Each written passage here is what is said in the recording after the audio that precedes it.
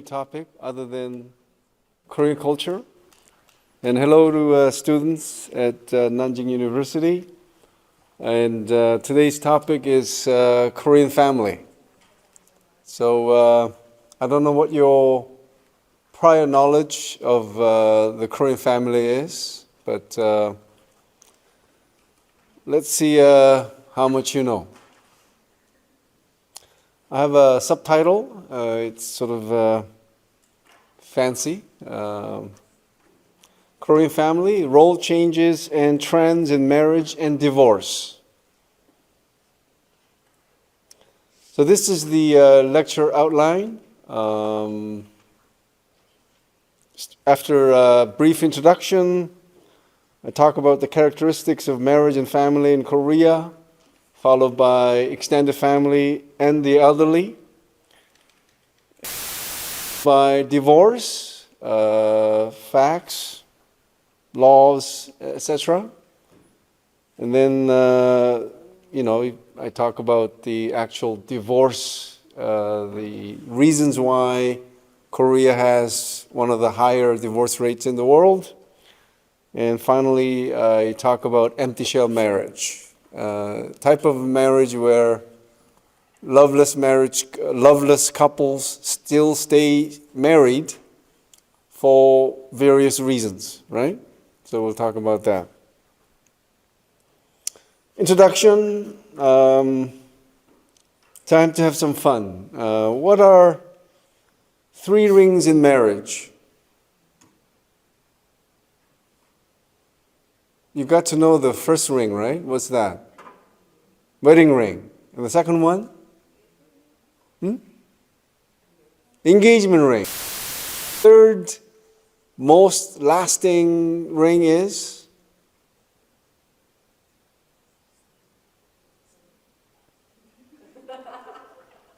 I think someone got the right answer. It's the suffering. Okay. And next, there's a Russian proverb that says, before going to war, pray once. Before going to sea, pray twice. Before getting married, pray 3 times. You know, proverb always has some truth in it, based on many, many years of observation and experience. A child asked his father, "Dad, in some countries, know the women they are marrying until the wedding." The man said, "Son, it's the same everywhere else." I don't know if you agree with this, but I think even after you've been married to a same person for over half a century, sometimes you feel you don't know too much about, or not enough about your spouse.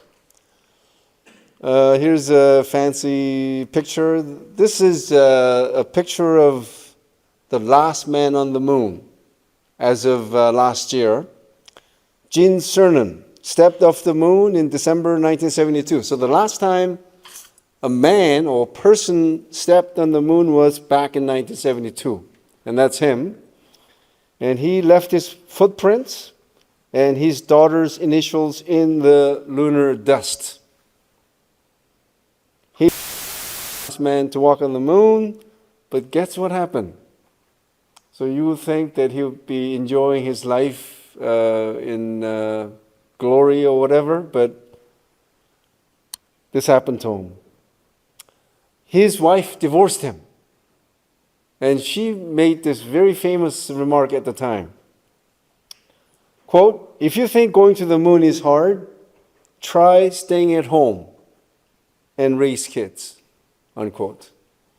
And I'm not saying this because there happen to be many female students, but my wife is a full-time homemaker, and I would definitely say that her job of, taking care of the house, taking care of kids, raising kids, I don't think her job is any easier than what I do outside the home. I'm serious. So obviously, this man did not take his wife's role in the household seriously, I guess, to be a victim of her call for divorce. Anyway, so the underlying message in all these sayings is that marriage is difficult.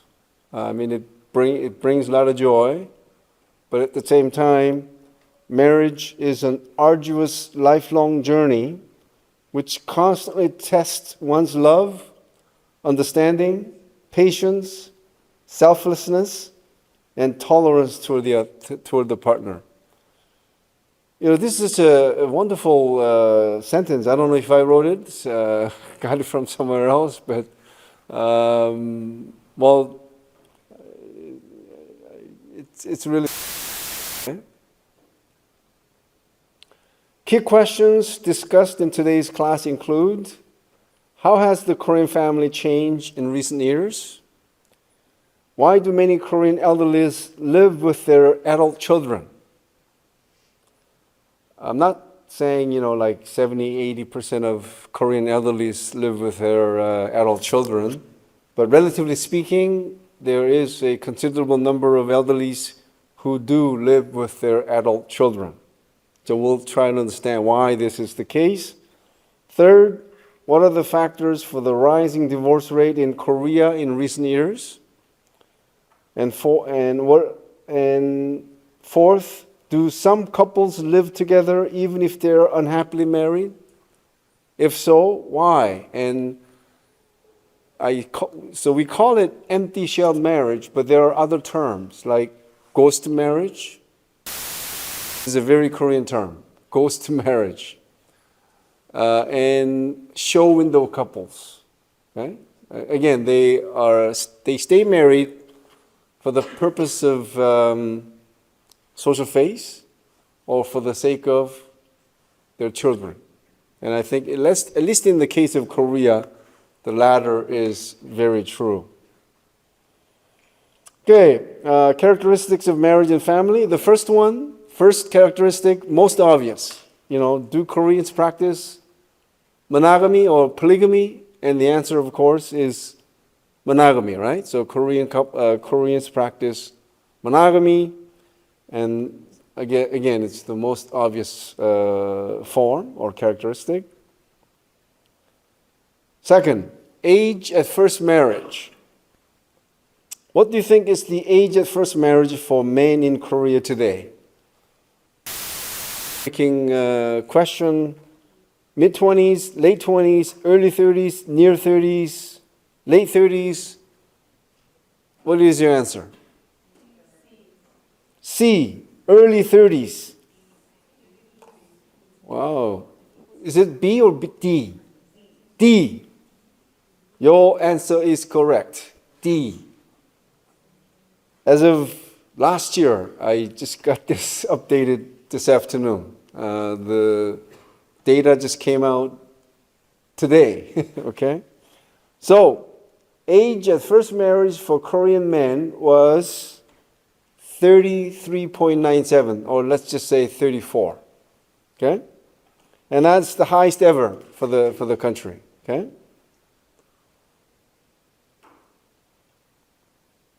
And what do you think is the age at first marriage for women in Korea today? Early 20s, mid 20s, early 30s, mid 30s?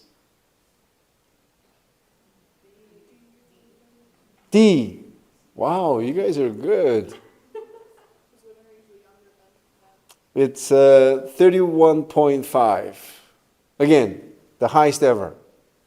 So you can see, if you think about one of the reasons why fertility rate in Korea is the lowest, one factor is that people are getting married at later age, which gives them less time to have, babies, right? So here's a nice figure. So back in 1960, age of first marriage for men was 25.4. 1960. Okay, for women, 21.6. Okay, but you can see how the age has been increasing, and 34 for men, 31.5 for women. Okay, and this is from 2016, but as a comparison, you can see how Italy tops the list of countries with, men getting married women getting married at 31.8. That's the age at first marriage. Men, 35. I wonder how things are like now, right? So if anyone could find more updated data like this kind of a figure, you could send it to me, and I'll be very thankful. Trends in average household size. So if you could see the number here, but back in 1970, the average household size was 5.2. But look where it stands now. It's 2.2 as of 2022. Okay? So in about 50 years, the average household size more than halved. Okay? It's dropped from 5.2 in 1970 to 2.2 in 2022. Growth of lone person household. In 1980, only 4.8% of all the households in Korea comprised one-person household. The figure has continuously increased over the years, reaching more than 1/3 of all the households in 2022. So as you can see here, back in 1980, only 4.8% of all the households comprised one-person household, but the proportion has increased to more than 1/3 to 34.5% as of 2022. Okay? So that's why we have terms like solo eating, solo movie going, solo drinking. You've heard of 혼밥, 혼술, right? It's a trend now. It's cool to drink alone, to eat alone, and so on. And sing alone, right? You go to a karaoke on your own, you sing whatever you want. All right, next is increasing trend of staying single. This is another reason why Korea is having the lowest fertility rate, because never mind people, getting. What about if you have a lot of people just not getting married? Okay. For example, as of 2022, the percentage of 45 to 54-year-old Korean men and women who remain single amounted to, for men, 16.8%, for women, 7.6%. Why do you think they sort of focus on this age group, 45 to 54?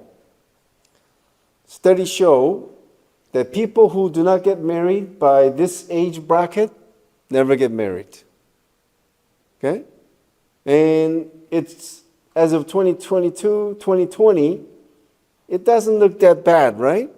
But look at the next slide. You can't really see here, but it's 2045. It's only about 20 years from now. Guess what this future projection looks like?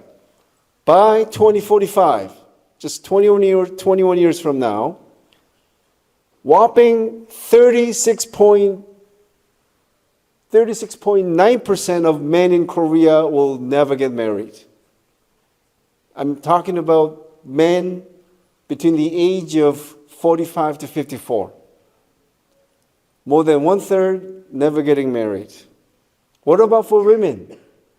26%, more than 1/4 of all women between the age of 45 to 54 will never get married.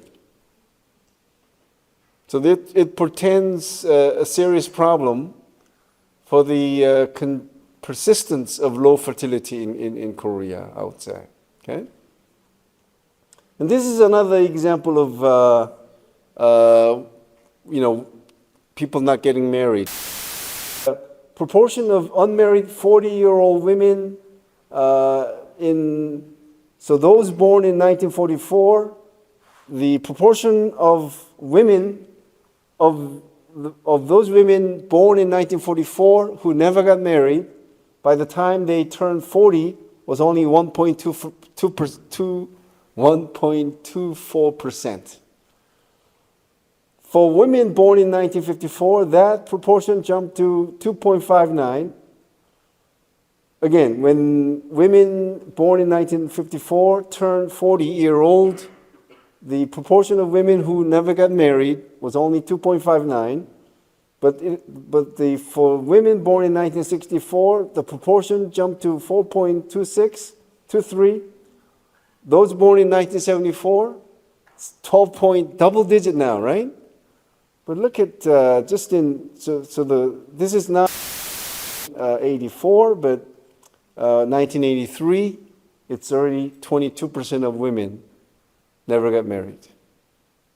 And again, as they get older, the chance of them getting married gets smaller.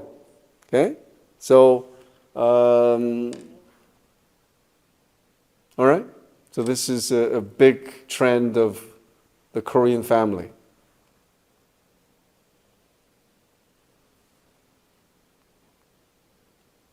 Endogamous marriage. You know what endogamy is? Gami is marriage. So endo is within, right? So endogamy means that people marry within the group. So in the old days, it meant marrying within the village, within the tribe. Okay? The opposite is exogamy. You marry outside. So you marry someone from a different village, or you marry someone from a different tribe, right? So here's the exogamy versus I got them mixed up with endogamy. So exogamy, again, require members or expect members to marry outside the group. And in the past, it has been useful in building alliances between different groups, villages, tribes, or kingdoms. So if you recall, at least in Europe, you know how many kingdoms had these brides and princes marrying, with different the spouses from different kingdoms, right? For alliances, right? So that's an example of exogamy. Other groups expect, so this is so religious, racial, and ethnic groups generally practice endogamy. In contemporary settings, individuals are generally encouraged to practice endogamy. Marry those with similar backgrounds, including the same race/ethnicity, similar socioeconomic backgrounds, similar cultural backgrounds. Again, I'm talking about Korea. So maybe in your own country, things may be different, where there is no real expectation, right? That you are welcome to marry someone of a different race, different ethnicity, far different age, whatever the case may be, right? So endogamous means that you marry someone of similar age, education level, religious and class background, and so on. And parents raise their children to identify with a particular group and discourage marrying someone outside the group. I think I practiced, from my wife's family's perspective, exogamy because she was born and raised in Korea. I was born in Korea, but my family immigrated to Canada when I was little. So when I met her and we fell in love, but her parents were our marriage because there was an 8-year difference. So she's 8 years younger than me. I was at the time practicing Catholic. She was practicing Protestant. And I wanted to take her to Canada, but her parents were dead against the idea of sending her oldest daughter to a foreign country. So guess what happened? She was grounded for dating me. So for a month, not just a day or a week, a month. So she lied to her parents saying, I'm gonna break up with this guy, right? So we finally met and we, 2 months, and I went back to Canada to finish my doctoral degree. And you know, the period from that, when I returned to Canada to finish my degree, I don't think I studied that hard because I was in a hurry to finish my degree, come back to Korea so that I don't lose her. Why? She told her parents that she broke up with me, right? So her parents were making all these arrangements to meet all these guys. Every weekend, she would have a blind date. And I don't know if she was doing this to make me jealous or she was just an honest person, but she would report to me, oh, you know, I met this guy who was a dentist, and I was so nerve-wracked of the fear of losing her. Anyone who is in a relationship but is always bothered by this person's lack of commitment, all you have to do is make that person jealous. Jealous like this, that person may lose you if the person you care about does not shape up. You know what I'm saying? So the key to successful love is to make the other person feel jealous all the time. Just kidding about that. Anyway, it was not an easy sort of process. So much so that when we finally got married, at the wedding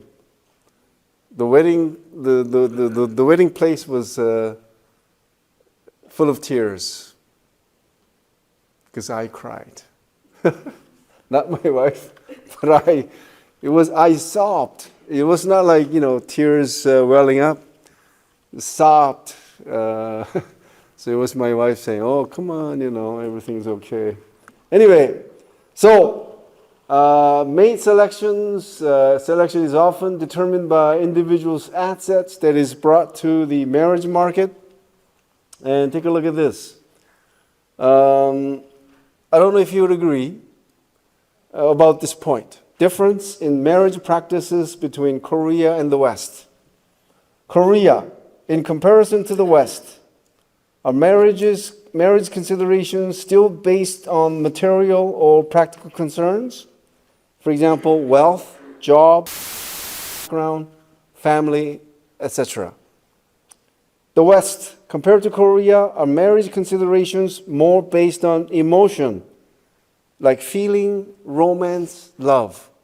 I'm not saying that, let's say, people in the West, that's all they care about. I'm just saying, in addition to these, let's say, material concerns, the element that does feature prominently is this sense of love. Yes or no? Yes. Okay, well, then there's a difference that exists. Because if you were to see a typical survey in Korea about top concerns in choosing your partner, you never see love. It just isn't there. It's job, income, family income, whether the person comes from a broken family or not, how many siblings the person has. But again, I've never seen a survey that asked a person whether love is important or not.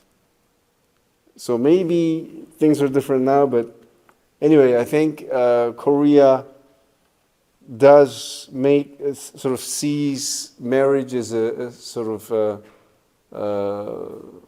something more serious, I guess.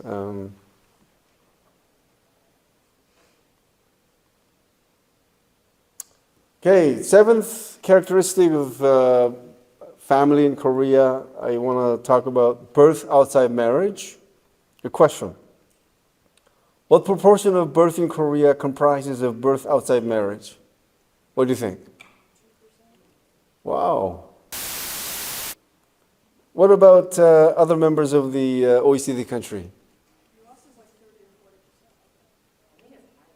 Yes, I have the figures for you. OECD average is 41.9%. Korea, 2.4%. Lowest in the world. I don't know if I could say lowest in the world, but at least lowest among the OECD countries. Look at Chile. 75% of all birth comprise of babies born to unmarried mothers. Okay? Next is France, 62.2%. Norway, 58.5%. Sweden, 55%. Denmark, 54%. Where is the US? 40%. And where is Korea again? 2.4%. Why do you think birth outside marriage is so low in Korea? Yeah. Yes, it's stigmatized, it's demonized. How could you have a baby outside birth? Outside marriage.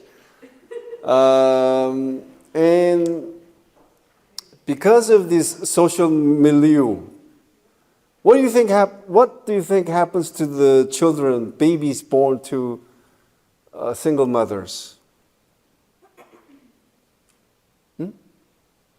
You could be frank. They get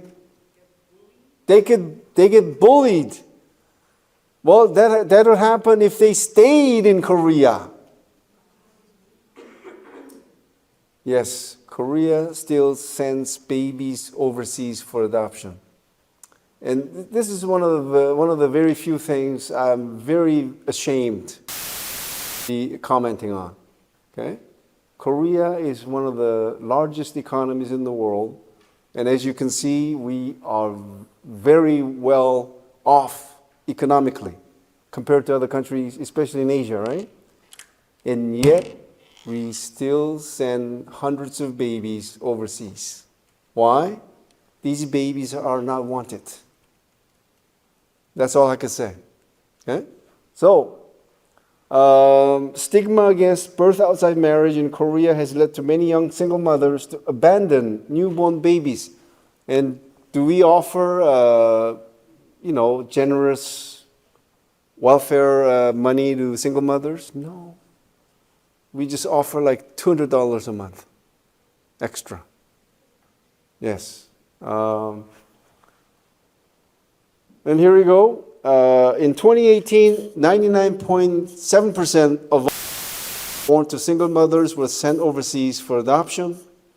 2019, it was 100%. In 2020, 99.6%. So that means like every baby except one, right? The international adoption of South Korean children at first started as a result of a large number of orphan biracial children from the Korean War after 1953. but later included other orphans and deserted children by single mothers and poor families. So here are some, so the total number of international adoptees to this day reportedly totals 200,000. So if you haven't known about the history of international adoption, it's, you know now, right? Up to 200,000 since 1953. Okay? Again, maybe in the 50s, 1960s, 1970s, we needed this to help these, orphan children and deserted children, right? But we needed to stop this at least, I would say, 30 years ago. Okay? And if the fact that this is continuing to this day is a total embarrassment. Okay? And here's, and why do I say compare North Korea? There are a couple of things that North Korea claims to have done better than South Korea. I mean, they, make a lot of noises about how they're better than South Korea, but I have to admit that there are at least two things that North Korea has done better than South Korea. That is, one, North Korea has never sent a single international adoption, although it's poorer than South Korea, right? The other one is they prosecuted Japanese collaborators. Okay? Do you know what I mean by Japanese collaborators? Japan colonized Korea from 1910 to 1945. It committed a lot of atrocities. It ruled Korea with ruthlessness. And did they do it all by themselves? No, they had these Koreans who collaborated with the Japanese in oppressing Koreans. But when Korea was liberated, the US military government was only concerned with efficiency.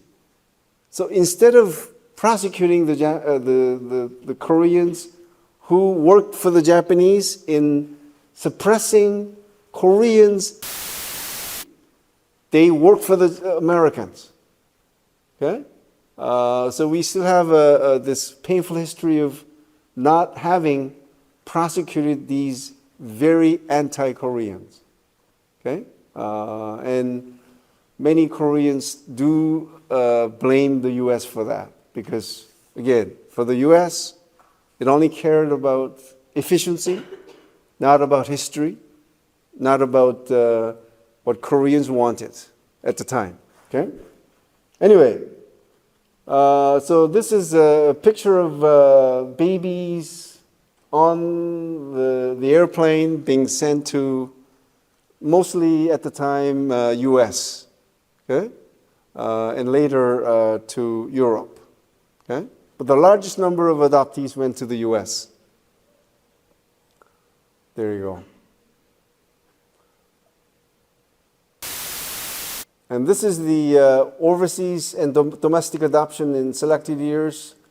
So you can see how, like in 1985, we had like close to 10,000 adoptees being sent overseas.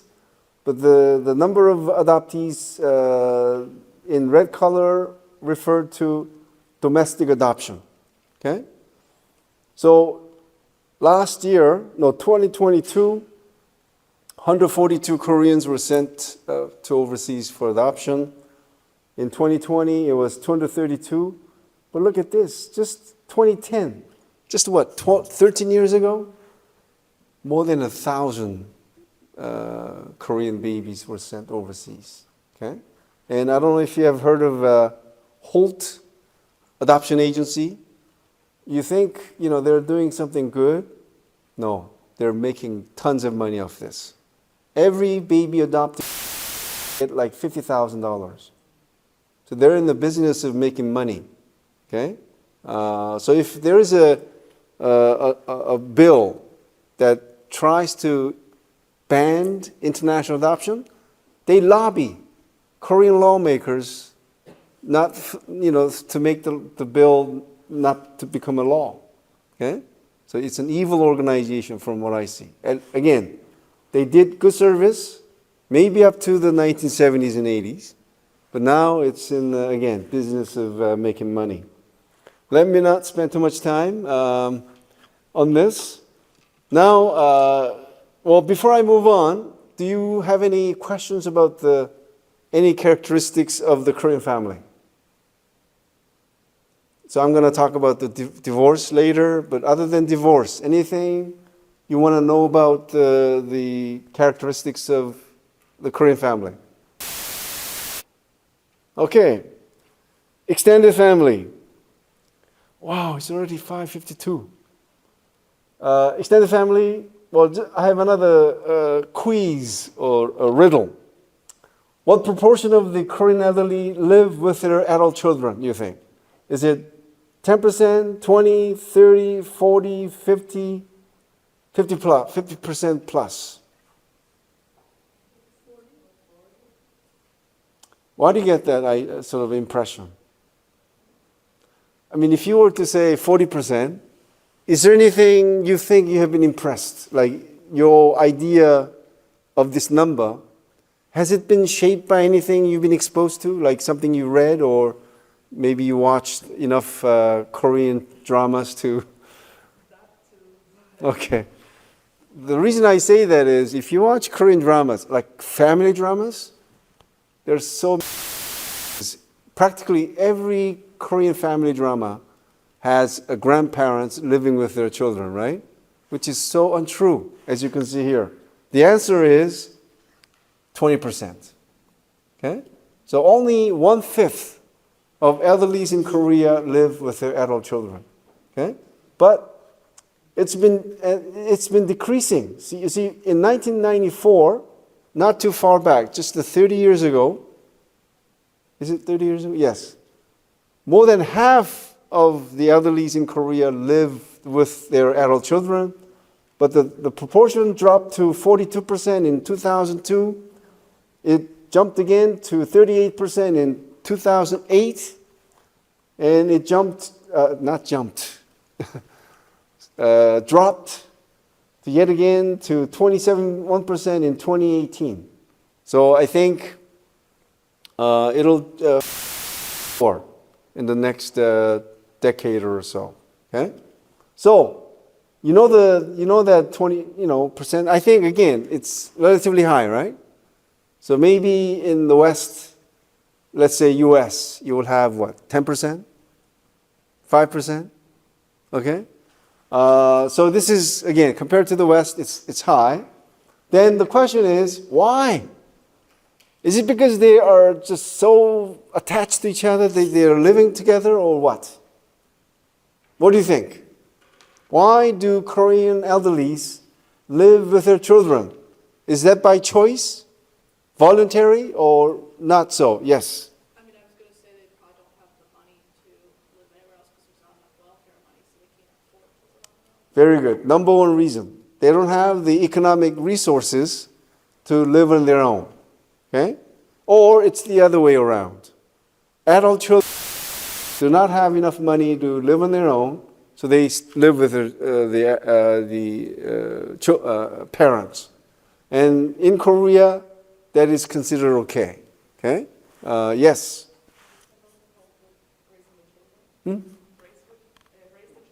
Okay, so first one was economic consideration. The second is practical consideration. The elderlies living together with their children to take care of the kids. There's another side of practical consideration. When an aging elderly cannot take care of her or himself, they invite their aging parent to come and live with them.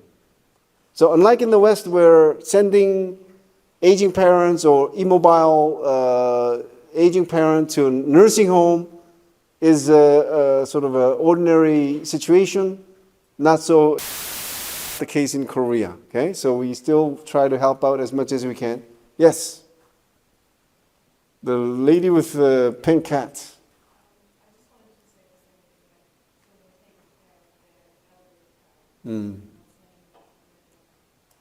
Yes. Thank you. I think I used the over honorific lady.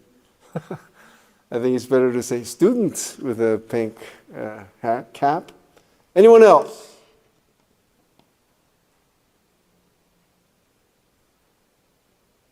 Okay, well, let's see what we have here. Factors that figure in the maintenance of extended families. We already mentioned this, economic factor. Second, practical considerations, child care or elderly care. Okay? Third is factor, sense of obligation. It's the right thing to do.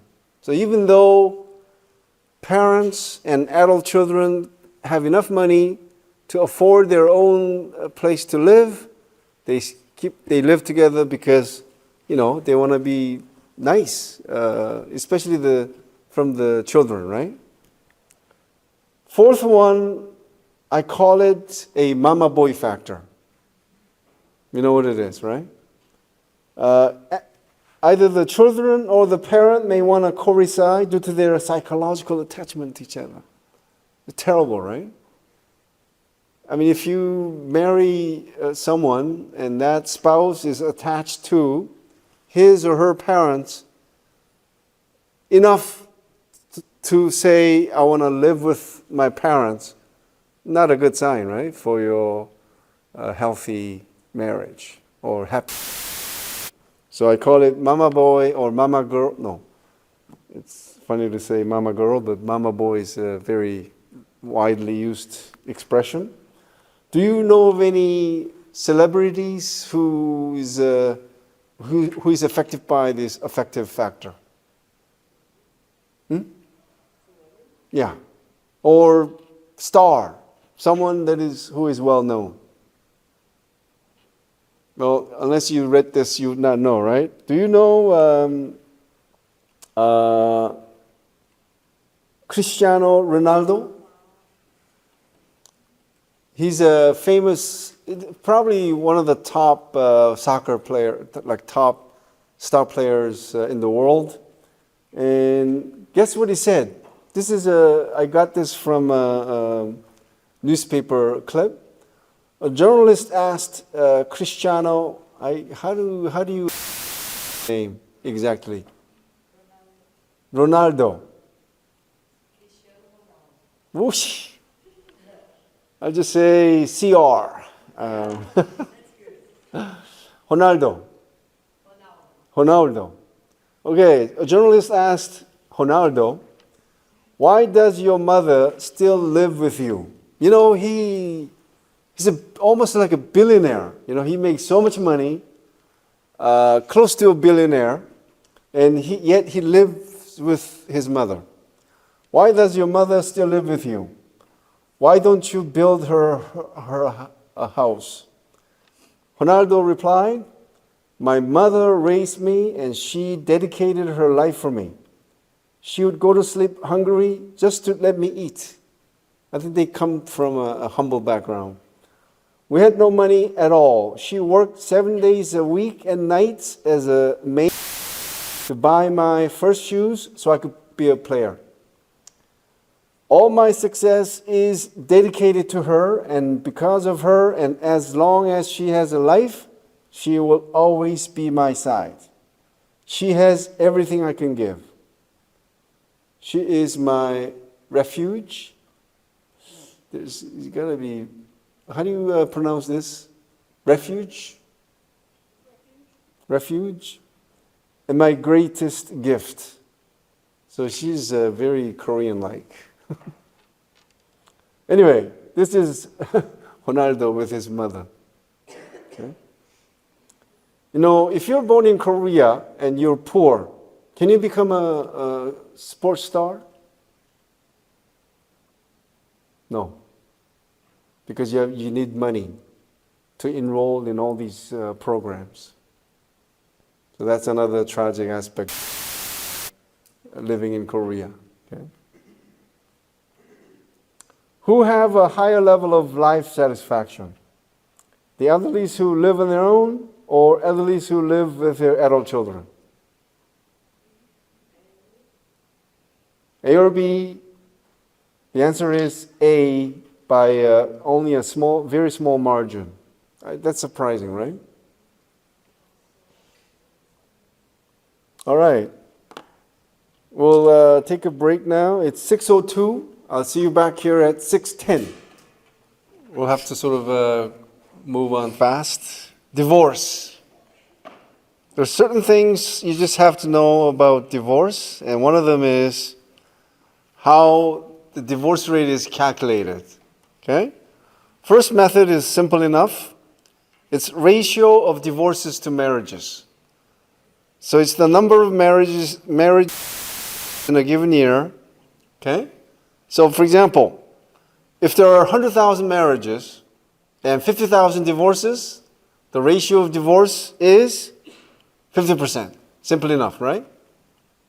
That's one method. Second method is called crude divorce rate, and it's divorces per 1,000 population. Okay? So what I mean by 1,000 population, it includes everyone, okay, including babies. Okay, so as of now, we don't really have a more accurate divorce rate. Okay, but whether you refer to ratio of divorces to marriages or crude divorce rate, what is evident is that it's increasing in practically every part of the world. Okay? Facts about divorce. Again, every nation in the world allows its residents to divorce under some conditions. Do you know which countries do not allow divorce?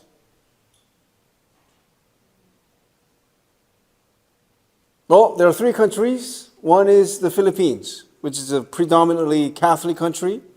You know how Catholicism or the Catholic Church allows annulment of marriage, but not divorce. Okay? Second is Malta.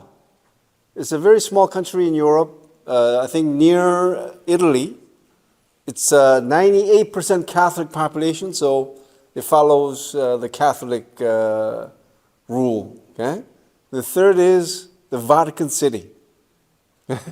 Obvious, right?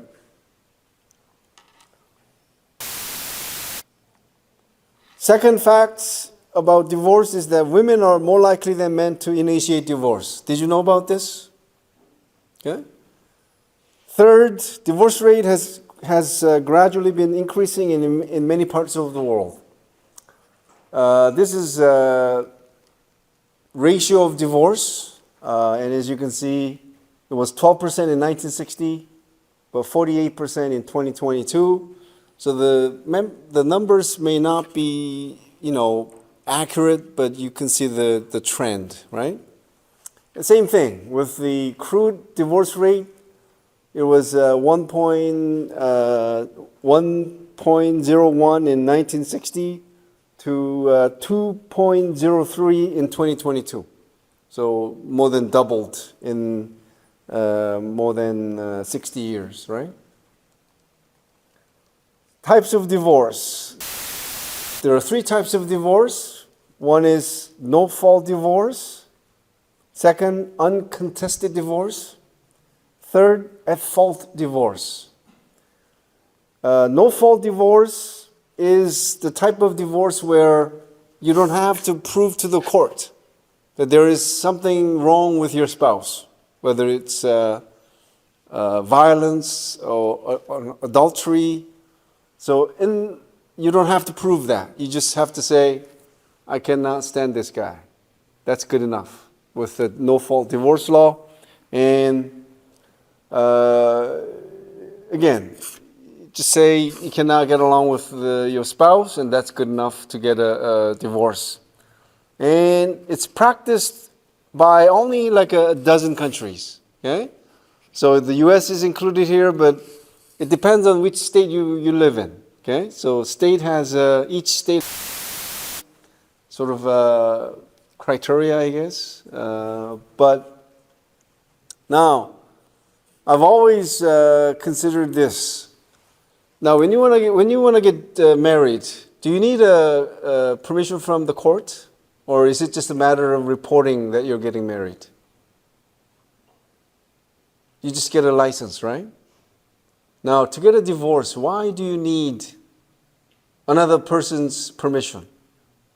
So if you are into human rights, I think, it's my personal opinion, that the way the divorce is made so difficult is, I think, violation of human rights. If you think about it, right?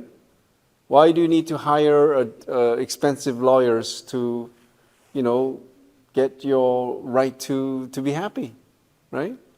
Yes.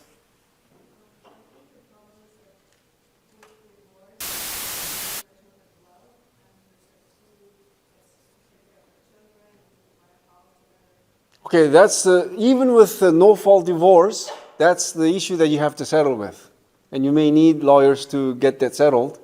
But the fact, what differentiates no-fault divorce from contested divorce is that you don't have to prove to the court that you find something wrong with your spouse, that you deserve to be free from this marriage, right? Anyway, so that's no-fault divorce law. Second is uncontested divorce. And this is where two sides agree to go their separate ways, okay? And also with the property division and, the child custody and all that, both parties agree. Okay, so this is enough.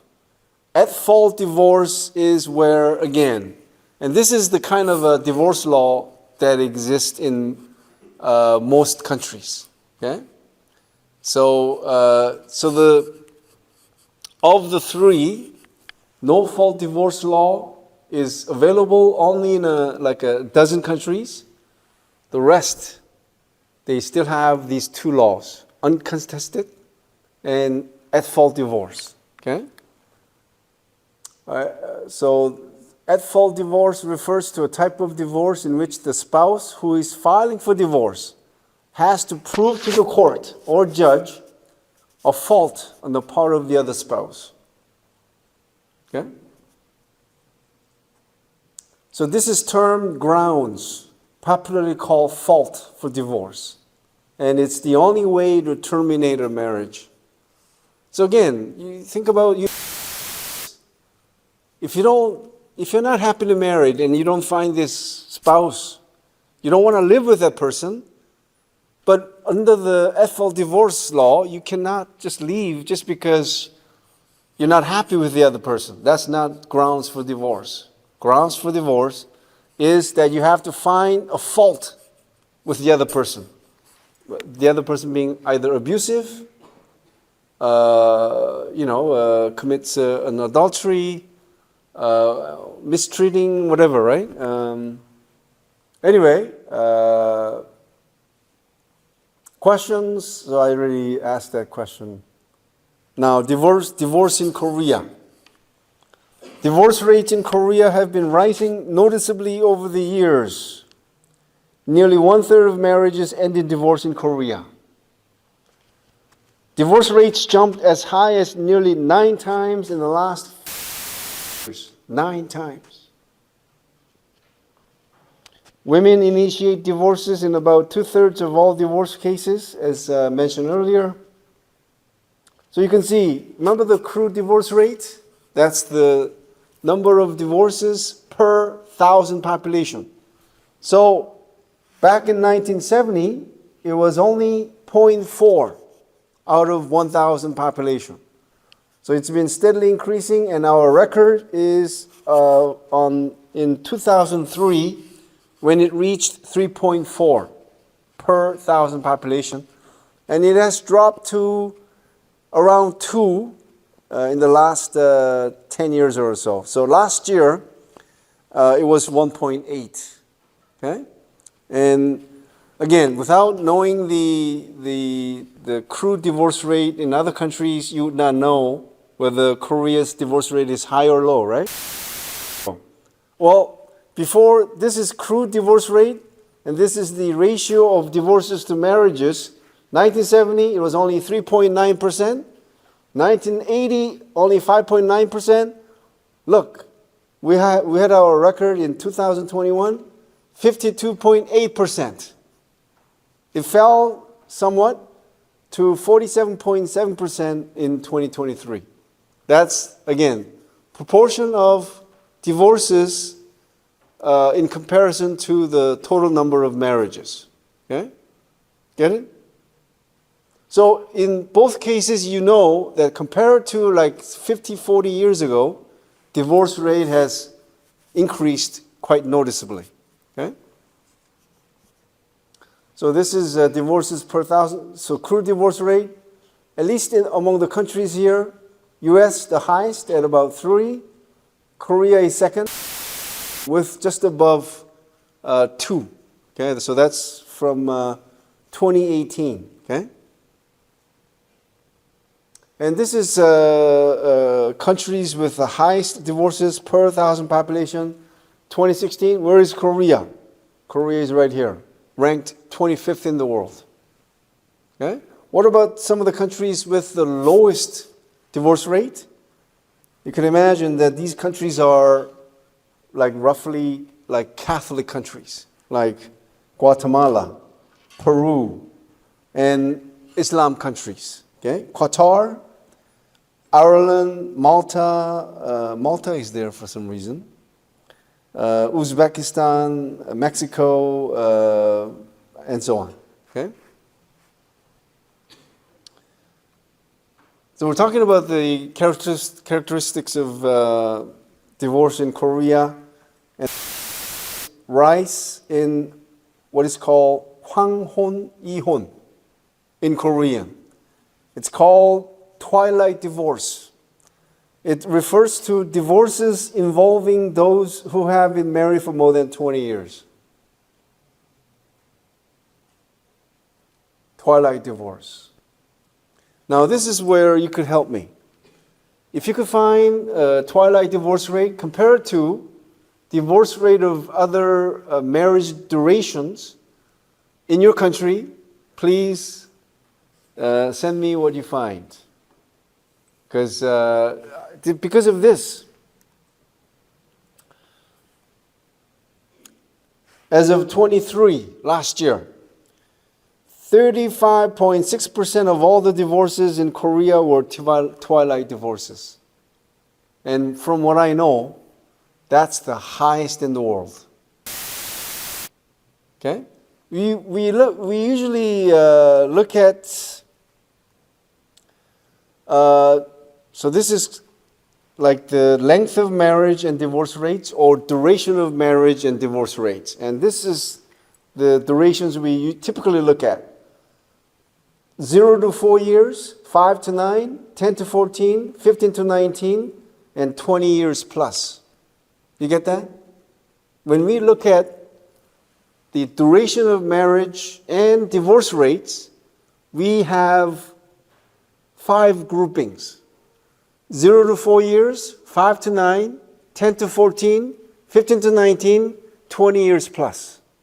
And again, you see how back in 1990, the twilight divorce rate was the lowest among these 5 age groups. Not age groups, duration groups.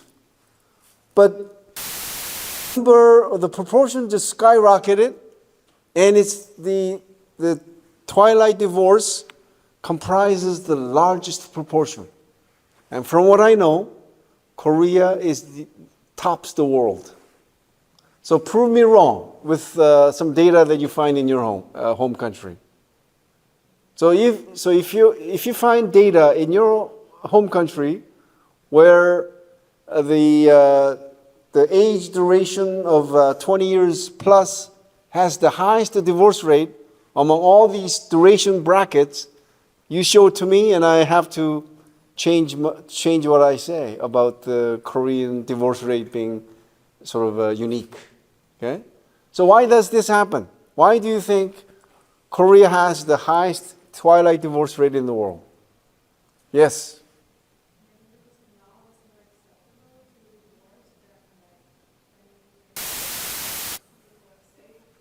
Okay, that's an excellent answer for the general rise in divorce rate. But if you want to talk about why Koreans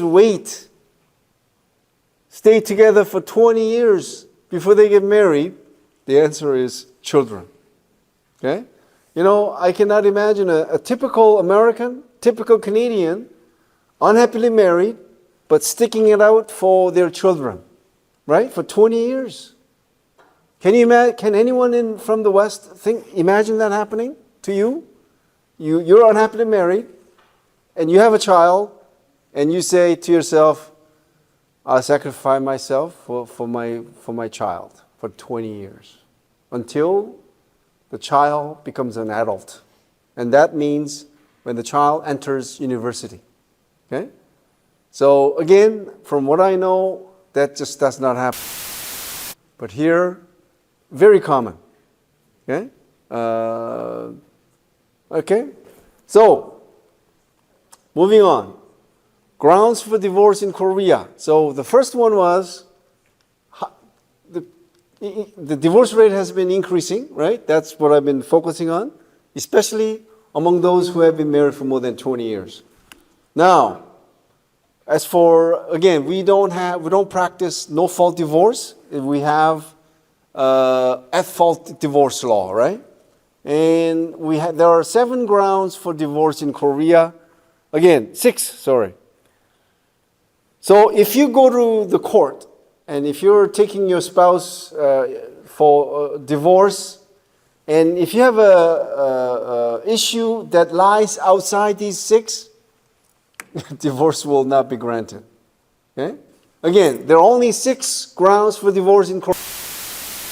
You know what they are? One is adultery. The second is if the spouse deserts you.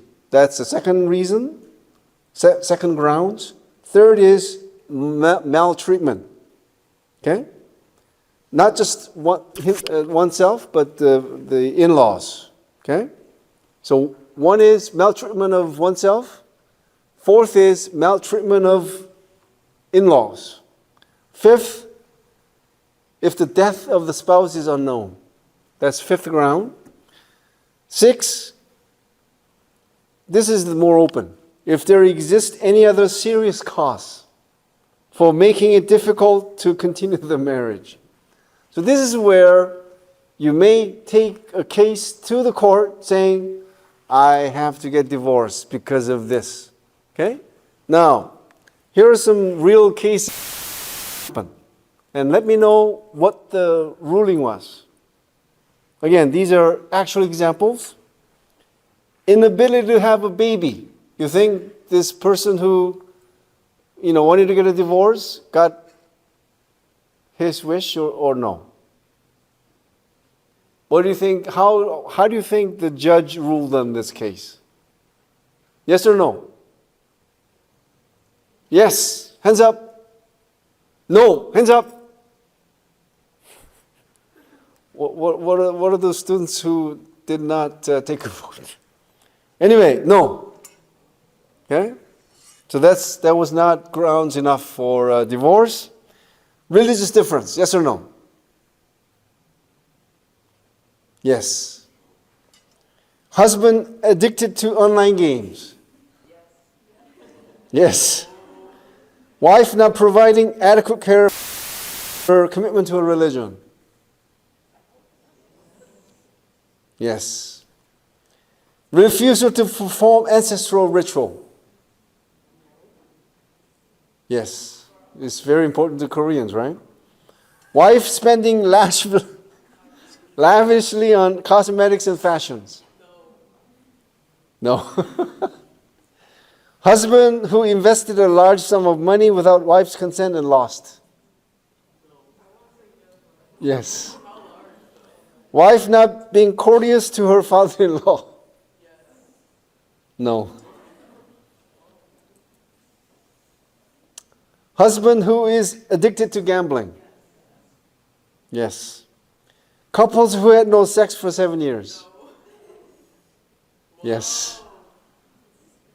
See, something you go, wow, right? Man asking to have sex to our... Yes. Refusal to have sex. No. All right.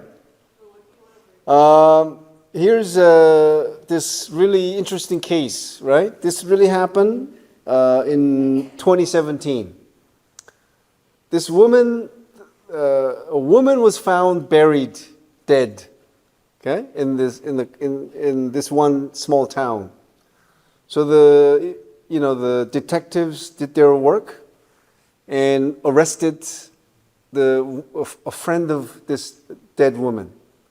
And this made headlines because, so why did this friend kill this woman? You see, this woman who is accused of killing her friend wanted to divorce her husband, but she could not find any grounds. So she convinced her friend, very close friend, to have sex with him. Right? Now, why? Now he know if she goes to the court saying that her husband committed an adultery, that's grounds for divorce, right? So that's why she convinced her friend to have sex with her husband.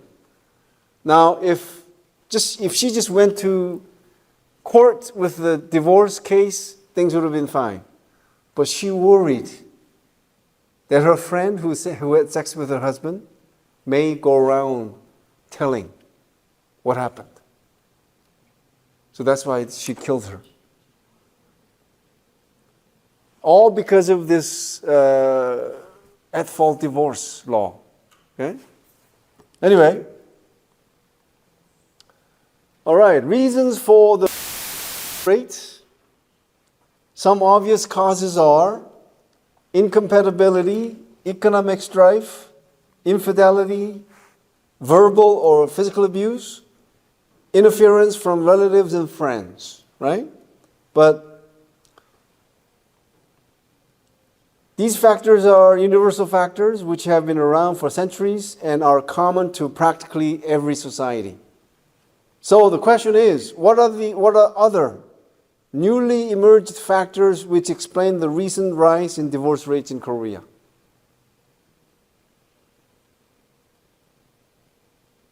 So if this is on the midterm exam, I'm not expecting you to give me these answers, okay? Because again, these are universal factors.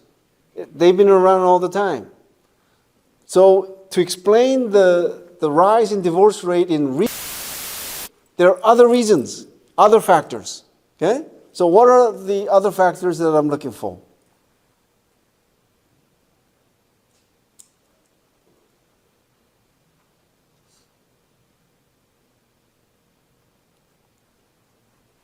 One was mentioned by a student earlier. And what was that?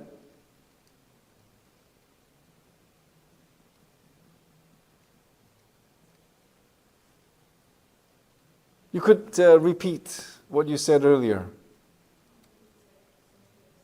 Yes. So the one change is that sort of a growing societal acceptance of divorce. You know, like 30 years ago, people who were divorced, they were so ashamed, right? And they were stigmatized, okay? Now, there's more acceptance of a divorce. Okay, that's one. Okay, what else?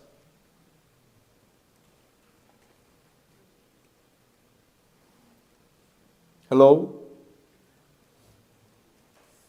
Yeah.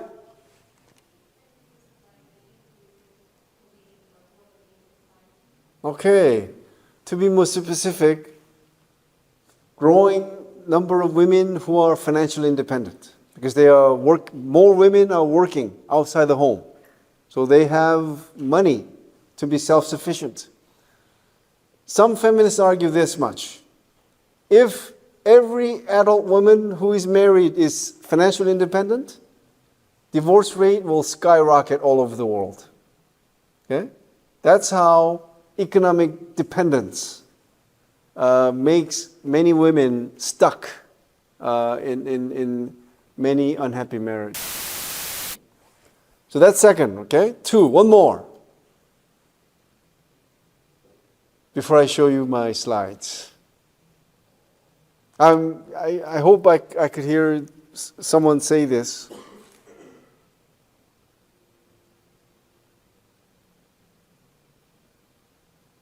Oh, should I wait another minute or so, or to create this sense of awkwardness,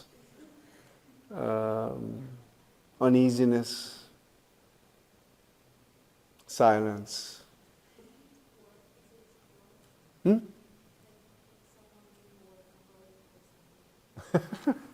Who would be workaholic that causes? Anyway, thank you for breaking the silence. All right, moving on. This is not in any particular order. So the first one here I have here, well, it's already mentioned, right? More women have become economically self-sufficient. So if they're unhappy with their marriage, because they have the means to be self-sufficient, they sort of, go ahead and get divorced. Second is the changing attitude of Korean women. So I was hoping to hear someone say this, right? Because, again, more women than ever before are educated. They know more about other possibilities. They do not fear getting divorced, because they may see sort of getting divorced as a new opportunity. Okay, so here we go.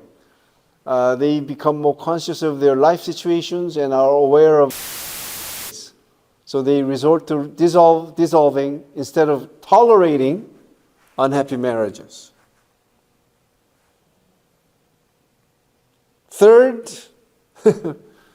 if Korean women changed, the opposite is men. Okay, not all men. There are men like me who are... But some men tend to be very, very self-absorbed, right? Not willing to accept how women have changed, right? So some men, not all men, of course. So men who are divorced would be, who would be tied to this point. Unwillingness of some men to accept the changing demands and needs of women. Many Korean men still prefer a married life where the husband does little to help around the house, and the wife subordinate role as housekeeper and emotional comforter. Many Korean men also prioritize their own parents' and siblings' affairs over those of their wives. Very true. And Korean men, many Korean men, they're married, and yet they socialize with colleagues and friends on a daily basis. This is not an exaggeration. Okay? So if some men do this, what is the result? Sayonara to marriage, of course. But Korean women, more Korean women, demand an or equalitarian marriage in which domestic tasks and raising the children are shared responsibilities. Fourth, so this is already mentioned, right? Growing acceptance of divorce in Korean society. So true. Okay? Not to the level of like what's happening in the US. And the level that I'm talking about is this. Even like 30, 40 years ago, you go to an elementary school, right?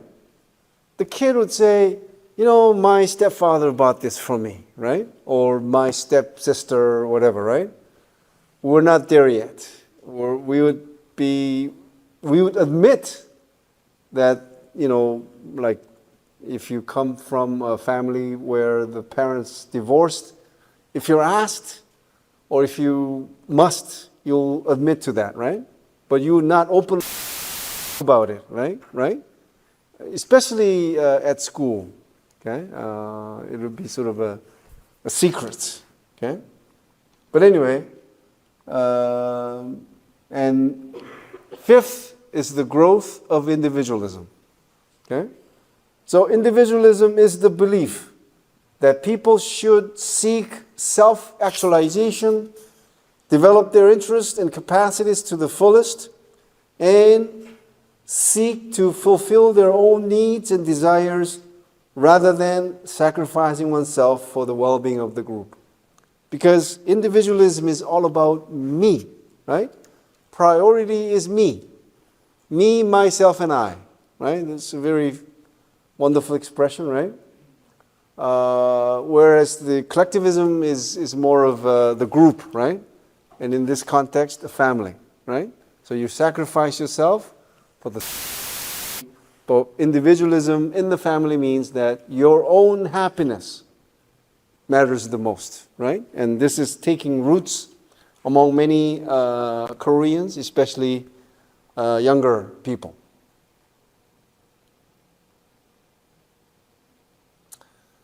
Six, the high value placed on romantic love. You know how romantic love is big, right? We live and die. Although we do,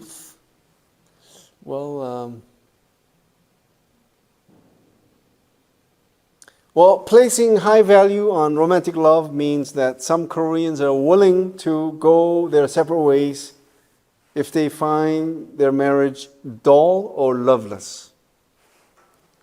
As you can see here, with high value placed on romantic love, people realistically high expectations for married life, like be always loving, full of adventure, be always sexually exciting, always as wonderful as the good moments of dating. But these, marriage is not fiction, it's documentary, as the saying goes, right? It's a reality, right? So, anyway. Unfortunately, marriage involves putting up with one's partner's differences in interests, taste, and distasteful habits. And I won't list what they may be, right?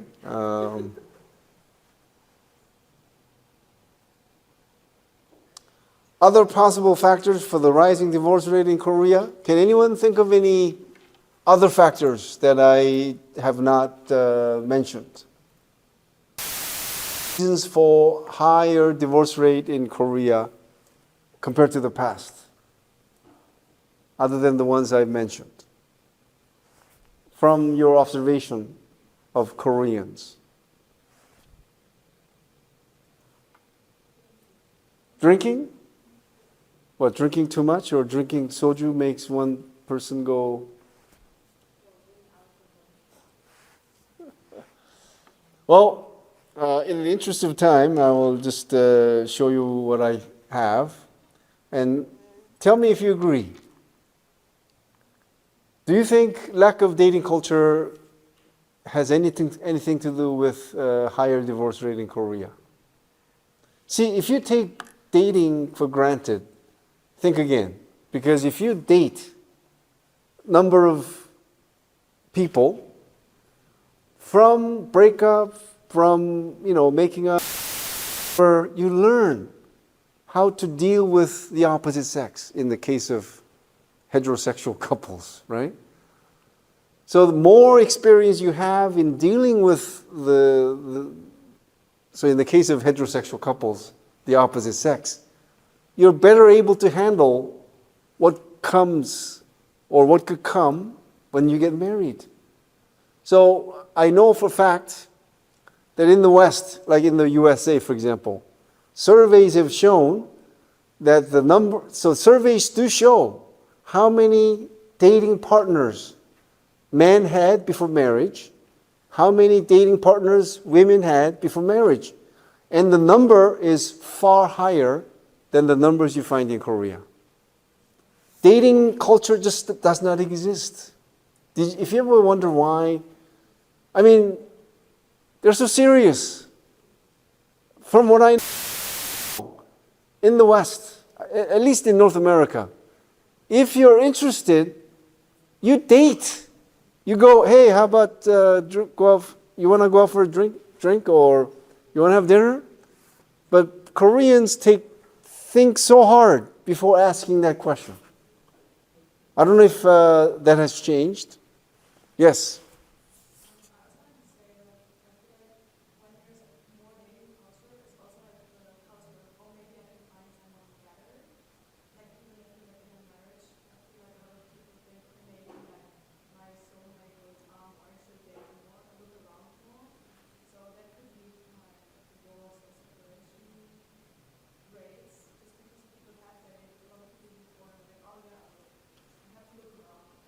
So your comment is not about this lack of dating culture, but about this desire, this better partner. Okay. Okay.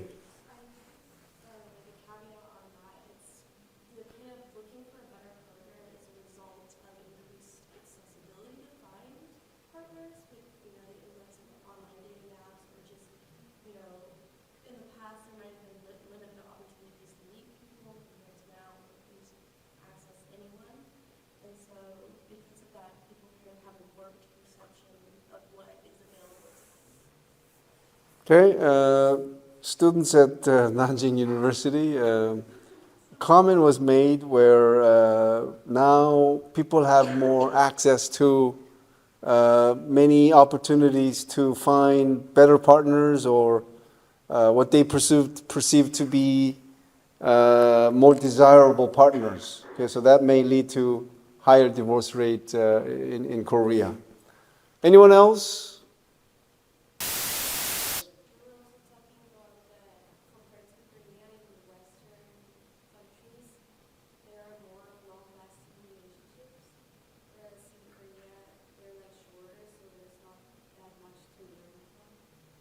What do you mean, like long lasting? You're talking about before marriage? Like longer relationships rather than Well, I appreciate your point, but I don't know if that could be substantiated. Whether, again, when it comes to the number of dating partners, we have data. Westerners do have more dating partners before getting married. But when it comes to in a relationship, how long the relationship lasts, I don't have any data on that. Okay? But anyway, good, interesting observation. All right? Now I want to go to the last section of today's lecture, and what is called empty shell marriage. Have you heard of this before? Empty shell marriage? So, as I mentioned earlier, it's known also as show window couples and ghost couples. Okay? I think we have a way with words here, right? Ghost couples. Because they don't really exist. That's the implication, right? The couples are not real. That's why it's called ghost couples. So, number of empty shell marriages in Korea or elsewhere is never known. We don't really ask people, are you in an empty shell marriage? We don't ask that, right? So we don't really know the number, but it is sort of believed that the number of people living in empty shell marriage is rather, okay, as indicated by, among others, a high divorce rate among those who have been married for more than 20 years. And so what are the characteristics of empty shell marriages? First, they feel no strong attachment to each other. It's understandable, right?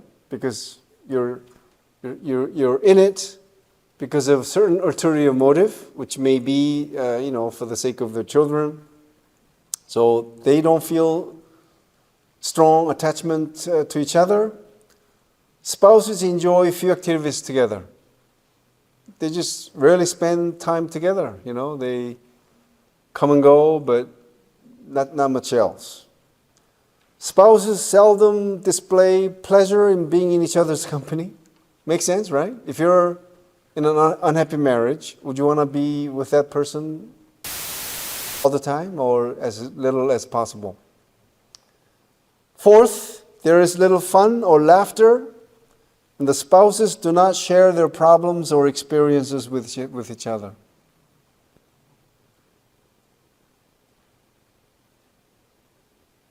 I hope none of you is like saying, "Oh, that's my parents."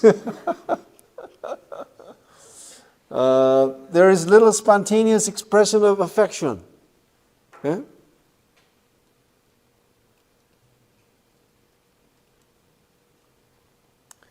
Sexual relations are almost non-existent, if any, between the spouses. And also, as the spouses are highly aware of each other's weaknesses and vulnerable points, they manage to mention these areas frequently in order to hurt each other. Lastly, children of empty shell marriages are often starved for love, or they receive the love that would otherwise go to the spouse.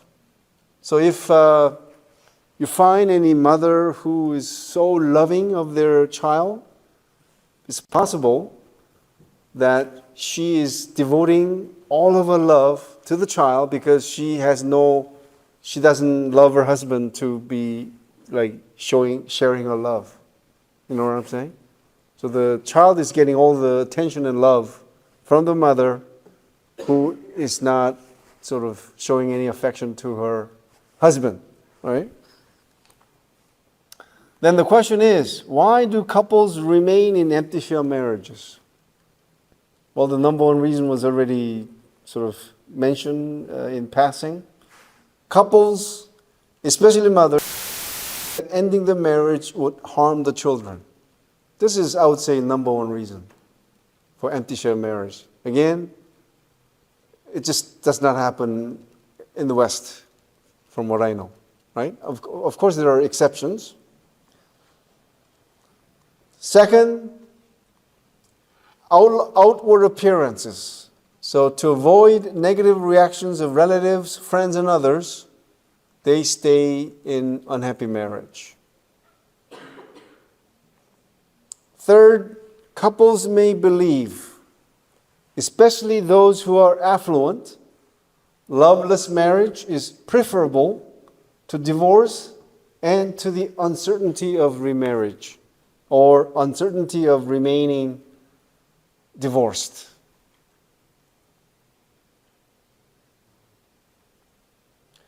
Investment reasons. So husbands have a luxurious home and other property that they do not want to lose by parting.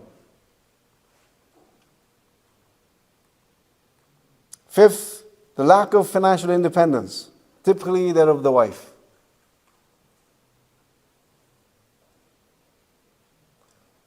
This financial independence or dependence, just to give you an idea as to how important that is.